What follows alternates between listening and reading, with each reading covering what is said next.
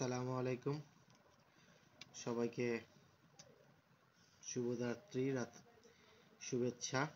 আজকে রাতের ডিনার এই যে মাংস ভুনা আর গরম গরম রুটি খাচ্ছি। বিসমিল্লাহ। শীতের রাতে আসলে অন্য ধরনের মজা। রুটি দিয়ে মাংস ভুনা খাওয়ার মজাই আলাদা। আসলে খুবই মজা লাগতেছে, ভালো লাগতেছে। না খেলে শুধু বোঝানো সম্ভব না। ওয়াও, আজকে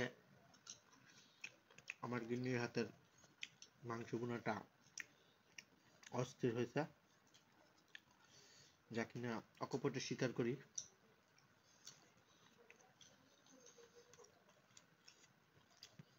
এবং মাখা মাখা মাংস ভুনা দিয়ে